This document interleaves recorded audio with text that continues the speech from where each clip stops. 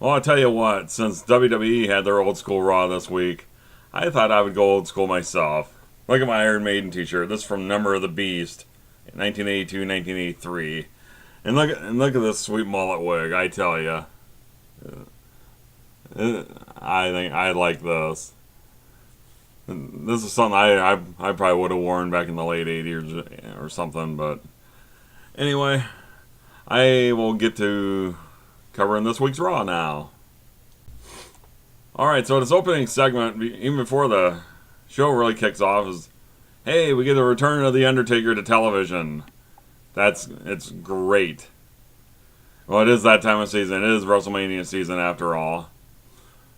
Only problem I have with this is that this should have been his real return to the WWE, not at a house show in Waco, Texas. But it just is what it is. So after you see that, then you got Punk and Heyman coming down to the ring, and Punk saying that he should be defending the WWE title at WrestleMania in the main event, but he's not. And he should have beaten John Cena last week, but he didn't. But woulda, coulda, shoulda. But anyway, he's challenging The Undertaker at WrestleMania. And then he doesn't have a shortage of challengers, let me tell you, because then you end up seeing Randy Orton, you end up seeing Big Show, and you end up seeing Sheamus. They all have valid points for challenging Undertaker at WrestleMania. And then you get Vicky coming out there, and she ends up making a fatal four-way match for the right to face The Undertaker at WrestleMania 29. Well, if nothing else, at least it set up the main event, so be that as it may. Alright, opening match was my boy Ryback, Feed Me More, against Schleg Daddy's guy, the U.S. champion Antonio Cesaro. Well, this was a pretty short match, and no Cesaro didn't get anything in his eye there, Jeff. Ryback won clean with the shell shock after, yeah, I know that Cesaro, he got a couple good shots in. He actually tried the neutralizer, but it was countered into the shell shock, so my boy wins, again, over your guy. But that's not all, folks, because when Ryback was going to the backstage area, we saw one Mark Henry come out there for his match. And you know, Smokey, I've always gotten along with you. I've never had a problem with you. But if you're going to challenge my boy Ryback at WrestleMania, if that's exactly what they're doing here, we might have a problem for the next month. I'm just going to throw that out there. Nothing personal, man. So then Henry has this match against Zack Ryder. And if you really thought that Zack Ryder had a chance in this match, well, I want whatever the hell you're smoking, because Mark Henry squashed Zack Ryder in about a minute. Because that's what he do. Okay, next you had a pretty solid match between The Miz and your Money in the Bank winner, Dolph Ziggler. Well, Dolph Ziggler had the 13-year-old girl and an Iowa reject in his corner. The Miz had the by God Nature Boy in his corner. And like I said, this was a pretty solid match. Big E trying to interfere on Ziggler's behalf, and Ziggler ends up tapping out like a drunk man to the figure four leg lock. Again. Woo! Wow. And Ziggler jobs again. Go figure. Alright, then the 1 hour main event was supposed to be Rock and John Cena point counterpoint, but really wasn't a point counterpoint. It was more of a promo between the two. And since my brethren at the O2RS show did not mention this, I'm going to mention this. Rock mentioned Honey Boo Boo. That's right. Rock mentioned Honey Boo Boo. So even Rock's on board with this Honey Boo Boo at WrestleMania 29 stuff. Only difference is we didn't see Brad Maddox this week, except for Mae Young's birthday party, which I'll get to later on, but as far as Cena's road to redemption, is this really a road to redemption for Cena? I mean, seriously. I mean, normally when you have a road to redemption story, somebody has to hit rock bottom or something like that. Yeah, I know it's a pun because there is no pun intended, especially when we're talking about The Rock, but has he really hit rock bottom? Unless you consider losing to The Rock last year at WrestleMania, unless that's seen as rock bottom, I don't know, but and then which I thought was a good touch. They were talking about quotes and stuff also, and it's like Rock mentioned something about Lance Armstrong, a quote that he had. Well, and he's saying he was full of crap, and so are you. I thought that was awesome right there because John Cena really is full of crap. All right, then you had what was supposed to be a match between Jack Swagger and Zeb Coulter versus Hacksaw Jim Duggan and Sergeant Slaughter and the American Dream, Dusty Rhodes, baby, if you will. Well, this really wasn't a match. Swagger got a hold of Duggan's 2x4 and basically took out all three of them with it. And it's like, why you be taking out the American Dream, Dusty Rhodes, baby?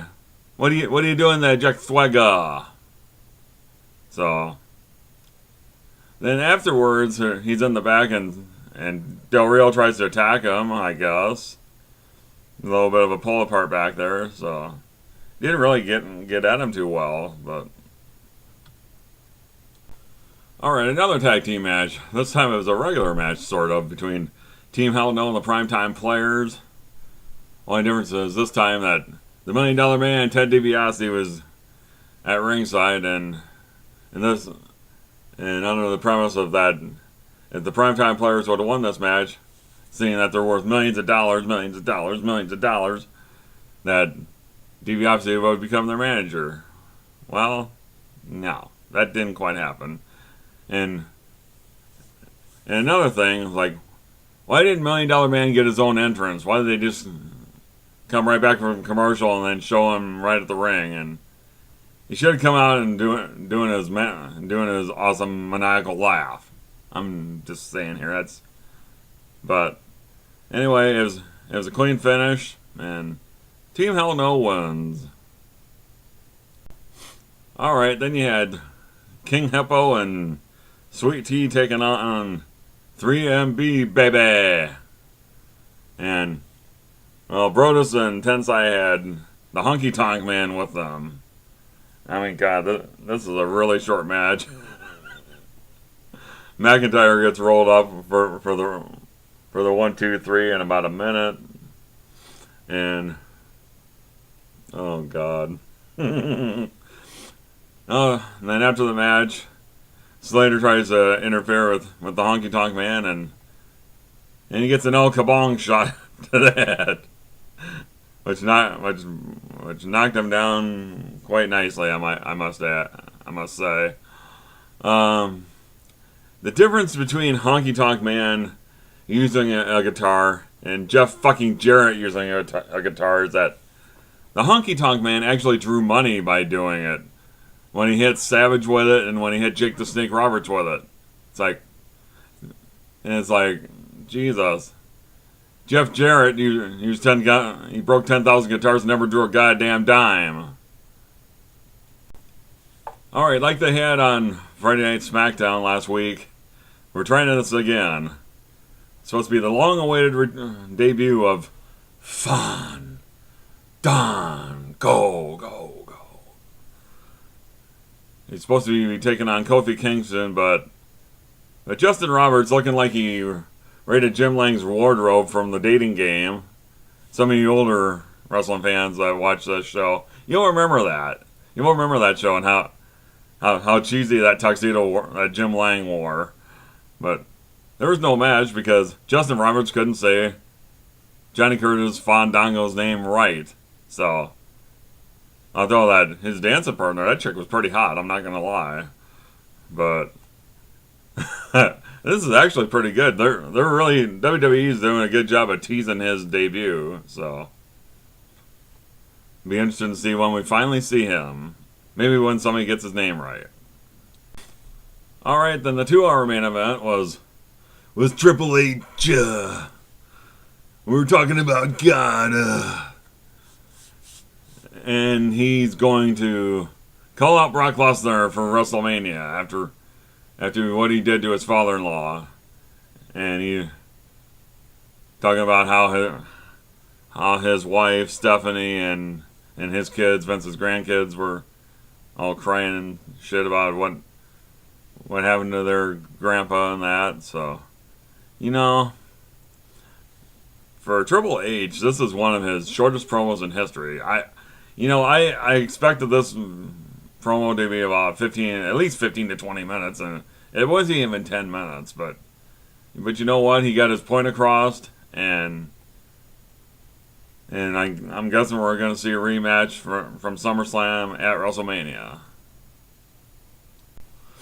All right, then you had a Shield promo where they're showing with a little handheld in backstage area somewhere.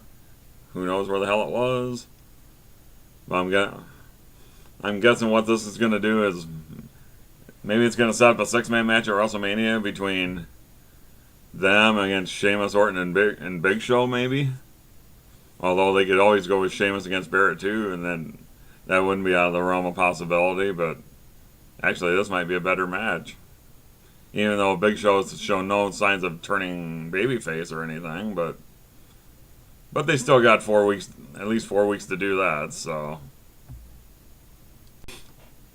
and speaking of Wade Barrett, he took on the World Heavyweight Champion Alberto Del Rio, and Swagger and Zeb end up they show up on the ramp. They're watching the festivities, and if you thought Barrett was going over in this match, you were highly mistaken. Because ADR made him tap out, just kind of like what happened with Ziggler earlier on in that match against The Miz, where he tapped out to the figure 4.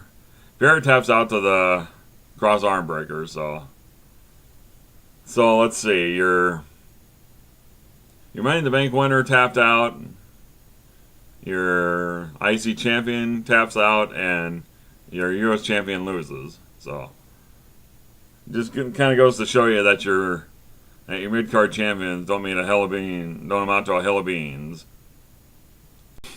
All right, another tag team match between the New Age Outlaws and against Primo and Epico with Rosa Mendez. This wasn't a very long match by any stretch. Billy Gunn ends up winning with the Famouser, and this is something you don't see out of mid-card talents anymore. Most mid-carders don't have the skills of talking like what the Road Dogg Jesse James has. I mean, you just don't see this anymore out of your mid-card. And you don't see teams like the New Age Outlaws anymore, hardly.